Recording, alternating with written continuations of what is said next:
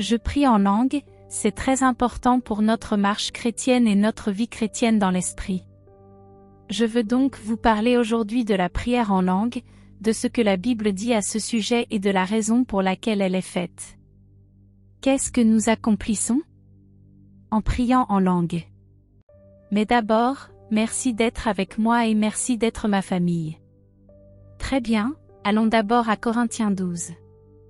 Je vais commencer par traiter en premier lieu de ce sur quoi nous allons nous concentrer, les langues dans l'Église, avant d'aborder les langues dans notre vie privée, parce que nous devons comprendre ce que la Bible enseigne à ce sujet. Tout d'abord, en ce qui concerne le verset 10, un autre, l'opération des miracles, un autre, la prophétie, un autre, le discernement des esprits, un autre, les diverses sortes de langues. Remarquez qu'il est dit qu'il existe plus d'une variété de langues. Nous en parlerons, et un autre, l'interprétation des langues. Alors maintenant, allons d'abord à 1 Corinthiens 14, tout d'abord, pour en savoir un peu plus à ce sujet. Quand je lis le verset 5 de Paul, n'est-ce pas, et il dit, « Je dirais que vous parlez tous en langue, mais plutôt qu'il a prophétisé. » Et ce mot ici est afin de prophétiser, je voudrais que vous parliez tous en langue afin que vous prophétisiez, car celui qui prophétise est plus grand que quiconque parle en langue, s'il ne veut pas interpréter, afin que l'Église en reçoive de l'édification. Ainsi, lorsque la Bible parle de prier dans l'esprit et de prier avec l'esprit, il y a deux choses différentes. Prier dans l'esprit, c'est lorsque le Saint-Esprit utilise votre instrument pour invoquer le Seigneur et pour prier en anglais et en langue plusieurs fois et je vais vous expliquer pourquoi. Je dis souvent que prier avec l'esprit, c'est en langue, c'est utiliser les dons. D'accord, donc lorsque nous parlons de prier dans l'esprit, toujours, cela signifie à la fois l'anglais et les langues, car il y a un endroit où la présence de Dieu prend le dessus, voyez-vous?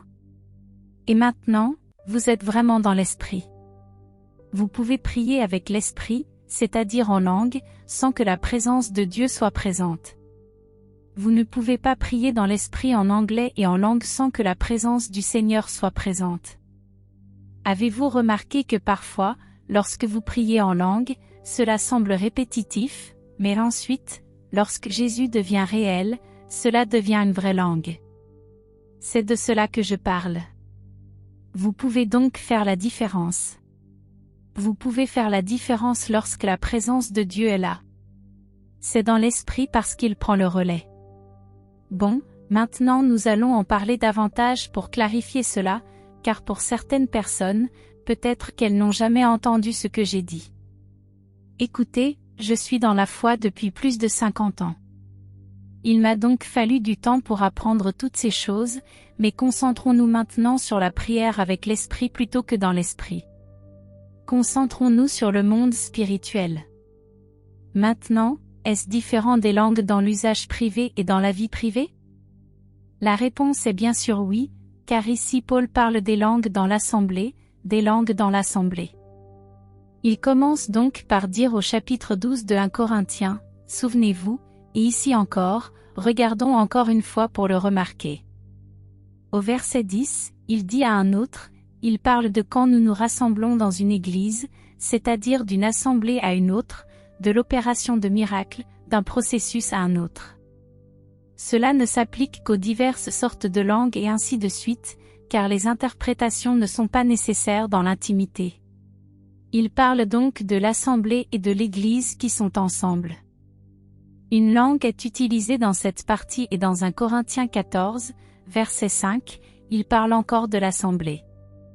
Il dit, « Je voudrais que vous soyez tous ici ensemble, afin que vous parliez en langue, mais plutôt afin que vous prophétisiez, car il y a plus de risques que vous prophétisiez. » Je pense que cela parle des langues, sauf qu'il interprète cela comme une édification de l'Église.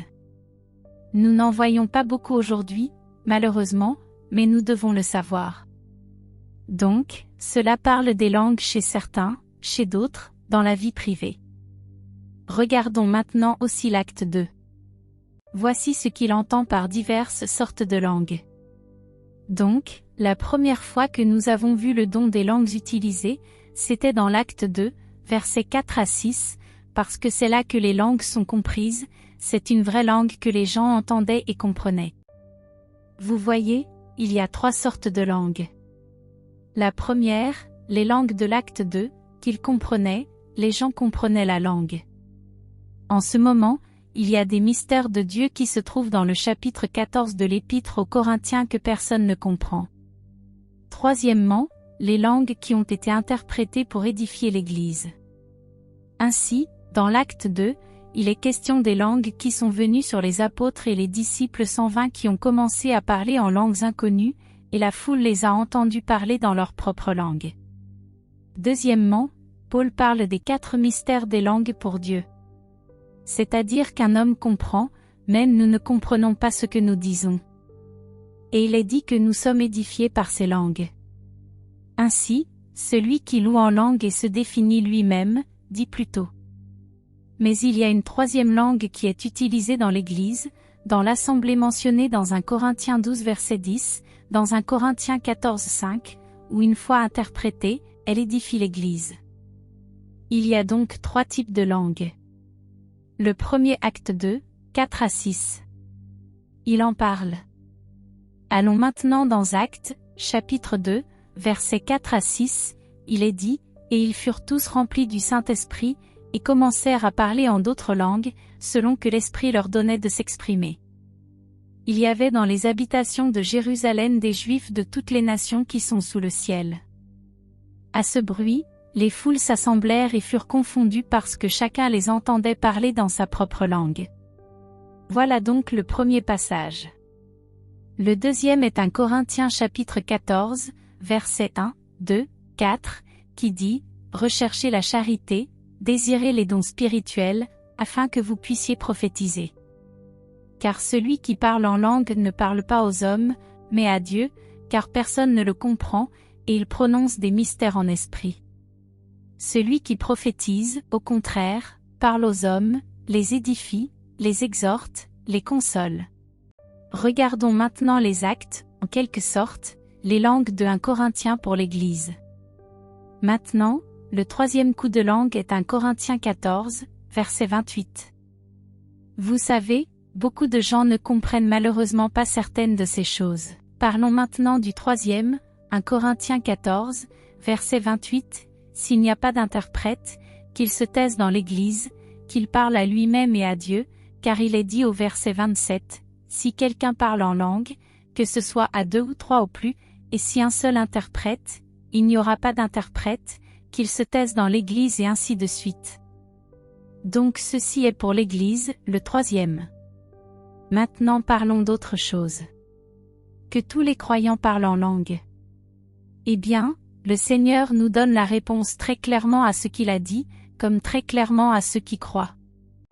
Regardons Marc 16 verset 17. Donc, oui, chaque croyant peut et doit prier en langue et je vais vous montrer pourquoi il devrait le faire. C'est très important, franchement, c'est pourquoi je parle de cela, parce que nous sommes maintenant dans une période dangereuse dans le monde et prier avec l'esprit, prier en langue est devenu plus important pour nous parce que cela apporte littéralement la victoire à notre vie et la confusion à l'ennemi. Marc 16 et verset 17. Ces signes accompagneront ceux qui auront cru, en mon nom, ils chasseront les démons, ils parleront de nouvelles langues. Donc il dit, Jésus a dit à ceux qui croient, donc chaque croyant a le droit de demander le don des langues et je prie que vous le fassiez aujourd'hui si vous ne l'avez pas encore fait. Bon, maintenant quel est le but des langues en général? En général, je me concentrerai plus sur le don privé plus tard. Mais quelle est la véritable raison de cette absence de raison? Eh bien, la Bible nous parle d'édification, premièrement, d'édification dans 1 Corinthiens 14, verset 4 et dans Jude. Mais regardons 1 Corinthiens 14, verset 4. C'est pour l'édification. Celui qui parle en langue s'édifie lui-même. Mais nous avons aussi édifié l'Église une fois interprétée. D'accord, mais l'édification est aussi mentionnée dans Jude 1 verset 20 parce qu'on nous le dit et je vais vous l'expliquer, même si j'allais attendre, je pense que c'est important. Jude a un chapitre, il est dit au verset 20, « De vous, bien-aimés, vous édifiant vous-même sur votre très sainte foi, priant par le Saint-Esprit. Maintenant, laissez-moi m'arrêter là et vous expliquer quelque chose. Quand je suis en présence de Dieu et que je prie, à un moment donné, la présence du Seigneur devient très tangible. À ce moment-là, sans que je réfléchisse, sans que je décide, je commence à crier en langue. Le Saint-Esprit prend le relais sans mon consentement, sans ma décision, parce que je me suis déjà abandonné à lui auparavant. La présence de Dieu vient ensuite. Vous savez, je prie en langue, sans me rendre compte que l'éducation en langue est ce que signifie la prière dans le Saint-Esprit. Maintenant, cela arrive parfois aussi quand ce n'est pas en langue, c'est en anglais. Vous commencez à prier en anglais, dans votre propre langue, quelle que soit votre façon de vivre, sans vous rendre compte que vous priez en fait. Et pourquoi priez-vous cette prière? Parce que le Saint-Esprit a maintenant pris le relais et parfois cela s'accompagne de profonds gémissements. C'est comme une profondeur au-delà de toute description. C'est ce qui nous est dit ici dans Jude. Maintenant, la différence est ce que je décide et le Seigneur décide ce que je décide. Je peux y consacrer du temps maintenant, mais c'est ma décision. Eh bien, je décide, c'est jouer avec l'Esprit quand il décide de prier à travers moi, c'est dans l'Esprit. Peut-être n'avez-vous jamais entendu cela expliqué de cette façon. Cela vous est déjà arrivé. Je suis sûr que lorsque vous êtes seul avec le Seigneur ou que vous êtes dans un beau service ou que la présence de Jésus coule si magnifiquement, la prochaine chose que vous savez, vous pleurez et votre langue commence à parler toute seule. Vous priez seul, sans même savoir que vous le faites ou que vous avez décidé de le faire parce que le Saint-Esprit a pris le dessus et que cette langue est différente de celle avec laquelle vous priez et à côté. Alors disons maintenant, si je décide d'en mettre des tonnes et que je peux facilement monter la colline mais que cela me déstabilise, je viens de jouer avec moi-même en décidant. Mais si je suis en prière et que la présence de Dieu est là, ce n'est plus moi. C'est le Saint-Esprit à travers moi, c'est ce que cela signifie dans l'Esprit. Donc parfois dans l'Esprit est utile à la fois en anglais, dans toute votre propre langue et en langue. Je sais qu'il parle juste de vous savez, bien-aimés, de vous édifier sur votre très sainte foi, de prier dans le Saint-Esprit. Gardez-vous dans l'amour de Dieu pour que cela se produise réellement. De plus, lorsque nous jouons dans l'Esprit, en anglais ou dans votre langue ou vos langues. Maintenant, j'espère que cela vous a vraiment aidé. Donc, il y a cette édification. L'autre chose qui se produit, l'autre but est que cela aide énormément dans la prière. Vous souvenez-vous de Romains 8 où Paul dit que le Saint-Esprit connaît nos infirmités? Regardons le verset 26. C'est l'un de mes préférés, d'ailleurs. Il dit donc, de même, l'Esprit nous aide aussi dans nos infirmités, car nous ne savons pas ce que nous devons demander dans nos prières, comme il faut, ce qui signifie que nous ne savons même pas par où commencer, comment commencer, anglais ou langue. Mais l'Esprit prend le dessus, commence à intercéder pour nous avec des garanties qui ne peuvent être exprimées. Cela nous est arrivé à moi et à vous de nombreuses fois sans que nous le sachions. Nous le faisons. Donc, non seulement pour nous édifier et nous construire, mais aussi pour nous aider dans la prière. Et numéro 3, afin que la prophétie puisse être déclenchée et vous vous souvenez, je viens de vous le montrer. Et une fois de plus dans 1 Corinthiens 14, Paul dit cela de manière si belle, franchement, au verset 5, ce qu'il dit, « Je voudrais que vous parliez tous en langue, mais afin que vous puissiez prophétiser. » Donc c'est vraiment important. Cela nous aide dans la prophétie. Cela déclenche le prophétique. Si vous voulez une prophétie, entrez dans la présence de Dieu, soyez revêtus de la présence de Dieu. Laissez Jésus devenir réel, que les langues sortent de vous et cela déclenchera le prophétique, Dieu commencera à vous parler et à travers vous aux autres. C'est là que vous recevez des messages prophétiques pour d'autres personnes lorsque vous êtes dans l'esprit. Ce don est magnifiquement déclenché. Maintenant, je veux commencer à parler d'autre chose, parce qu'Ésaïe nous donne une chose étonnante qui se produit lorsque nous sommes dans cet endroit dans l'esprit et que les langues prennent vie en nous. Et donc il dit, dans Ésaïe 28 verset 11, avec des lèvres bégayantes et une autre langue, et cela signifie une langue spirituelle. Parlera-t-il à ce peuple?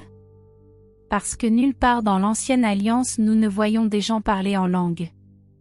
Dieu parle de la venue du Saint-Esprit, où il dit à Israël avec des lèvres bégayantes et sous la langue. Remarquez-vous parfois que lorsque vous priez en langue et que l'Esprit prend le dessus, vous bégayez en fait avec vos lèvres.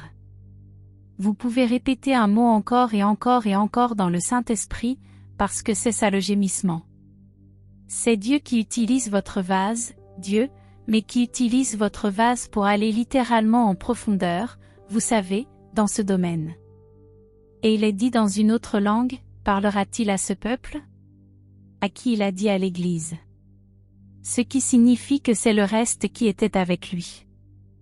Cela m'a clairement donné du repos. J'ai eu cela, vous avez eu cela. Quand nous prions en langue et que le Saint-Esprit est vraiment aux commandes à ce moment-là, c'est tellement rafraîchissant, il y a une telle force, il y a un tel repos. J'ai vu ce que j'ai vu à l'époque où j'ai abandonné la prière physique pour les malades, quand j'ai commencé à prier en langue. Parce que la présence de Dieu est devenue réelle et si tangible que c'est à ce moment-là que les guérisons se déchaînent. Parce que les gens se joignent à moi dans cette belle adoration et parfois je dis, priez en langue avec moi et ils prient. Et c'est là que la parole de connaissance s'arrête, boum, boum. Et les gens sont guéris très rapidement parce que les langues s'enflamment, l'onction intensifie l'onction. Et donc il est dit que cela apportera du repos à ceux qui sont fatigués et cela apporte du rafraîchissement à vous et à moi et à la façon dont moi et vous l'avons vécu. Une autre chose qui se produit vraiment, c'est quand nous entrons dans ce royaume dans l'esprit, vous savez. Regardez maintenant avec moi dans Éphésiens chapitre 6 et verset 18, parce que cela apporte la victoire sur le diable, priez de toutes les manières avec toutes sortes de prières et de supplications dans l'esprit, parce qu'il vient de dire que vous prenez le casque du salut et l'épée de l'esprit, qui est la parole de Dieu. Il a parlé de l'armure, il a parlé de vaincre l'ennemi. Et maintenant il dit que vous priez dans l'esprit et veillez avec toute persévérance et coopération pour tous les saints. Donc ici nous voyons que cela apporte une victoire glorieuse sur l'ennemi. Lorsque vous priez en langue, voici quelque chose d'autre. Cela provoque littéralement le chant dans l'esprit. Prier dans l'esprit finit par chanter dans l'esprit et chanter le Seigneur, j'aime ça. Et chanter dans l'esprit est quelque chose que nous ne voyons plus aujourd'hui dans les églises. Nous le voyons dans nos moments de prière privée. Moi, oui. Et vous? Mais dans l'église aujourd'hui, c'est rare. Nous le voyons tout le temps. Au XVIIe siècle, vous savez, dans les années 70, 80, la nuit, et je suis sûr que c'est toujours le cas.